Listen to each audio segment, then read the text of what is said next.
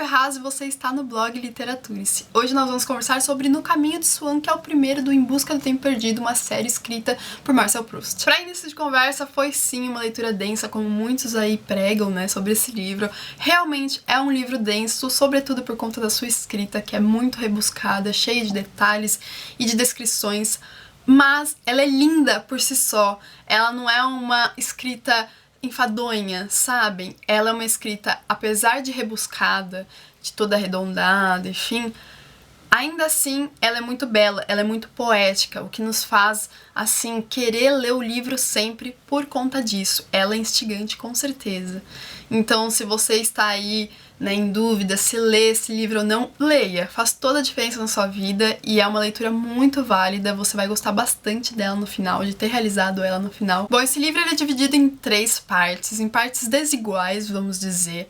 O livro ele não é nada homogêneo, ele é bem heterogêneo. Na primeira parte você tem aí, ela já começa, né, praticamente ela começa por uma das cenas mais famosas da literatura, que é quando o nosso protagonista, né, nosso narrador aí da primeira parte, que é em primeira pessoa, ele mergulha uma madeleine no chá, que madeleine é uma espécie de bolinho lá na França. Ele mergulha, então, essa comida dentro do chá e isso vai trazer à tona várias memórias de sua infância. Então, na primeira parte, é o nosso Marcel aí, o protagonista, nosso narrador, num fluxo de consciência lindo, lindíssimo, com essa escrita bela, mostrando pra gente algumas memórias que ele retoma de sua infância. Isso basicamente acontece na casa que a família dele tem lá em Cambrai, que é uma província francesa. Então, são memórias que acontecem na casa, sobretudo no quarto dele, nessa casa de Cambrai, e no quintal. Então, são memórias, assim, que a gente não sabe realmente como elas realmente aconteceram. Então é aquela coisa da memória que eu sei muito bem, porque minha memória é ridícula, então a gente não pode confiar totalmente nesse narrador. O que é muito interessante porque a partir dessa primeira parte, o Proust ele é conhecido pelo criador da memória involuntária na literatura, basicamente. Ele é contemporâneo do Freud, ele não conheceu o Freud, ele não leu o Freud, porque ele também não lia alemão, mas ele teve conhecimento, ele entrou em contato com as suas ideias através, enfim, de professores, essas coisas. Ele teve, enfim, contato. E é uma época que, se você for ver, isso daí é muito importante, né? Então, com certeza tá impresso aqui nessa primeira parte, e essa história da memória involuntária é muito importante nesse primeiro volume. Não só no primeiro volume, eu não li todos os 7 livros do Em Busca do Tempo Perdido, só li esse, infelizmente, mas com certeza eu vou voltar a reler esse, continuar a ler toda a série. Mas já me disseram que esse recurso, né, da Madeleine, que invoca as memórias do passado, além de ser muito importante nesse livro, que também ocorre em outros momentos, como numa música que, enfim, traz memórias, né, à cabeça do nosso narrador, ele também é muito importante para toda a série. E por se tratar de um fluxo de consciência que narra memórias incertas, essa primeira parte, ela não segue uma linearidade, né, do tempo. O tempo aqui não é cronológico, o que é muito interessante. Não dá para saber o que aconteceu antes daquela outra parte que ele já narrou, ou quando que aconteceu com as pessoas direito. É tudo muito incerto, entende? Por conta da memória em si. Já a segunda parte do livro, ele não é em primeira pessoa, ele é em terceira pessoa. É um narrador, então, aí, onisciente, digamos. E ele vai se tratar sobre Swan, né, que dá nome ao livro. Swan, ele é um conhecido da família do Marcel. E ele é uma pessoa, assim, com várias facetas na sociedade, vamos dizer. Se pra família do Marcel ele era de um tipo, com uma personalidade tal, pra outra parte da sociedade ele tinha outra personalidade, e assim por diante, em vários núcleos ali da sociedade. Então essa segunda parte é muito importante pra mostrar pra gente, pra retratar, né, essa sociedade da época, no comecinho ali do século XX, né, final do século XIX, comecinho do século XX. Então é muito importante por conta disso, porque ele vai retratar essa sociedade, e ele vai retratar essa sociedade a partir do núcleo do Swan e da vida dele, principalmente quanto aos amores que ele tem por Odette, que é uma cortesã. Ele não fica sabendo logo de início, a gente sabe conforme vai lendo, enfim, mas a gente, numa determinada altura do livro, a gente sabe que ela é uma cortesã. E isso vai trazer, quando ele começa a descobrir, a desconfiar disso, muito ciúme pra ele. Não só quando ele começa a descobrir isso, né, quando começa a se tocar disso, mas ele é uma pessoa muito ciumenta e muito confusa. O Swan, ele é inacreditável, assim, sabe? No final, a gente fica se perguntando se essa segunda parte é sobre o amor dele, ou se é sobre perder amores, ou se é sobre algo que não amor, sabe? Se vai no sentido contrário de retratar um amor. A gente começa a ler sobre o amor que ele sente pela Odette, e a gente fica, nossa, que amor arrebatador, lindo, maravilhoso e belo. Mas não é maravilhoso e belo. Mas não é, sabe? Depois a gente termina essa segunda parte com a convicção de que aquilo não se tratou apenas de amor, se tratou sobre ciúme, né? Eu acho que é o tema principal dessa segunda parte. E o ciúme perto do amor é uma coisa destruidora, né? Então a gente termina com uma certa angustiazinha essa segunda parte. Que, aliás, se chama Um Amor de Swan. E no final a gente percebe uma coisa aí que eu não vou...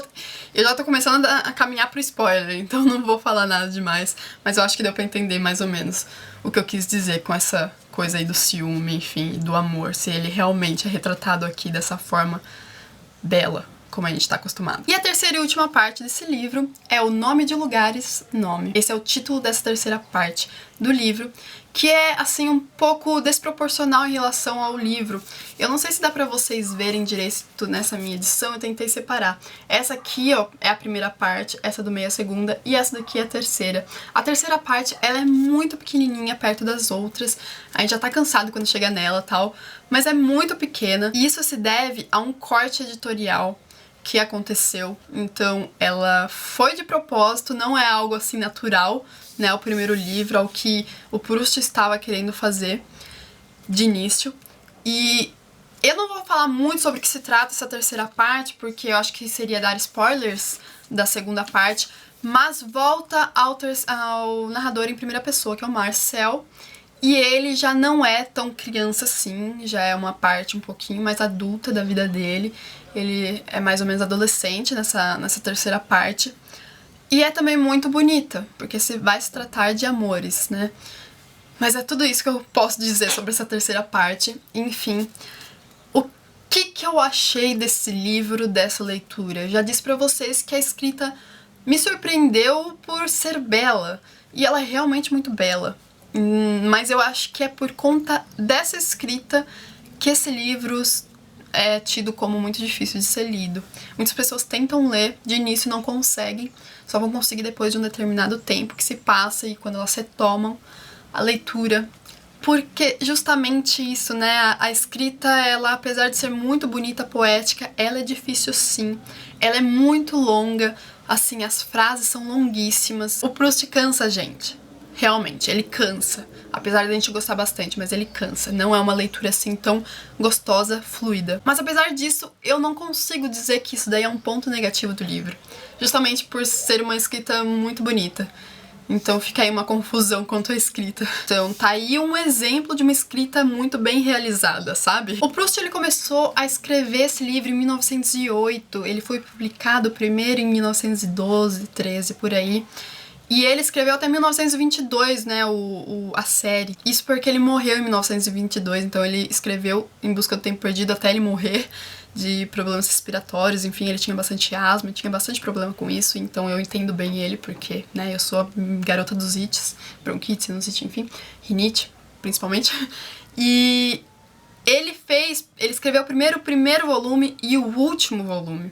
Os 3 últimos, se não me engano, são os que ele não escreveu realmente, assim, tinha manuscritos, enfim, mas que ele não concluiu, né, Em Busca do Tempo Perdido, como ele realmente queria. No começo, então, ele escreveu o primeiro e o último, porque ele era muito meticuloso quanto à sua obra, e ele chamava de catedral. Ele era fascinado pelas catedrais góticas, porque se você for ver, ele chamava o projeto dele de Em Busca do Tempo Perdido de a catedral, porque é como se ele, conforme fosse construindo a catedral, ela, pela simetria, voltasse ao mesmo ponto. Porque se você for ver as ogivas, né, das catedrais góticas, elas se encontram no mesmo ponto, mas totalmente simétrica. Tem uma simetria muito harmoniosa nisso.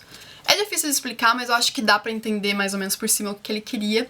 Só que, né, as coisas no papel é de um jeito, né, na sua cabeça é de um jeito, no papel se tornam completamente diferentes. E no começo, uma curiosidade muito importante é que ele queria intitular a obra não Em Busca do Tempo Perdido, mas Romance do Inconsciente, o que por si só já explica um pouco a primeira parte, né, quanto à memória, enfim, essa memória involuntária aí sendo puxada por, enfim, a Madeleine, né. É muito bonito isso, por isso que se tornou uma cena muito famosa, né. Muito, muito belo. Ele era muito meticuloso, então ele escreveu 75 cadernos de rascunhos sobre Em Busca do Tempo Perdido. Isso é muito, assim... chega a ser neurótico até, né? Mas é interessantíssimo. Acho isso sensacional. E uma última coisa que eu queria falar pra vocês é sobre aquilo que eu falei sobre o Swan, dele ter várias facetas aí.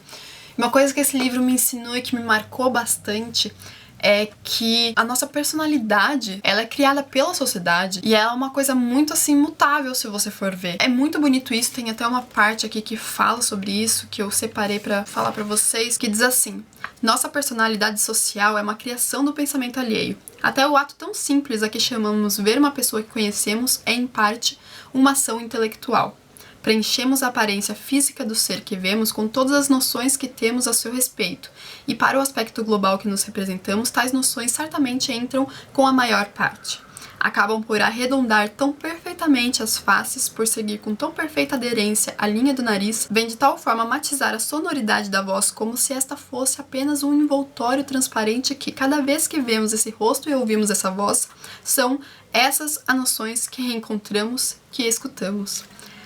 Vocês percebem que é muito poética essa escrita, que é muito bonita? E essa parte fala então sobre essas múltiplas facetas que nós temos na sociedade, porque a nossa imagem é criada pelo pensamento, pelo intelecto de cada pessoa. E é complicado isso, né? Não sei, isso me bateu um pouquinho de angústia, assim, no meu âmago, porque o que nós somos, né? Qual é a nossa personalidade? O que as pessoas dizem sobre a gente marca o que as outras pessoas pensam sobre a gente. E também pode marcar o que nós pensamos sobre nós mesmos. Então, isso é muito louco. Eu fiquei pensando assim nisso. Sério, quando eu terminei esse livro, eu demorei uma semana, acho que 2 dias, acho que foram 8 dias, 9 dias, pra essa leitura aqui de 400 páginas, 414 páginas. Eu terminei e fiquei pensando naquilo, pensando em várias passagens do livro. Essa passagem que é o que mais me vinha na cabeça, porque ela é inteiramente, assim, excruciante, sabe? Ela mexe com o indivíduo e mexe muito com o que nós pensamos sobre nós mesmos ou sobre as outras pessoas que estão na nossa cabeça, né? Sobre o nosso intelecto que a gente forma. E, gente, isso é louco. É muito louco.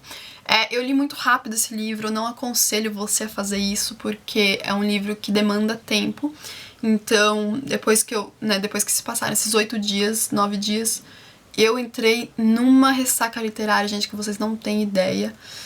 E, assim, é um livro que vai ficar na sua cabeça, mesmo que se você leia muito rápido, mas ele vai ficar muito mais se você não ler tão rápido assim, então eu recomendo tempo pra ler esse livro. Então, é isso. Fica aqui uma dica de um livro excelente, um clássico da literatura que, ó, vale muito a pena ser lido. Bom, então é isso. Eu espero que vocês tenham gostado dessa minha indicação de hoje. Se vocês gostaram do vídeo, não se esqueçam de curtir, que vai me ajudar bastante na divulgação, e de se inscrever no canal se ainda não é inscrito. Deixem aqui seu comentário, que eu vou adorar conversar com vocês sobre esse livro, sobre literatura. Enfim, um grande beijo e até a próxima. Tchau, tchau!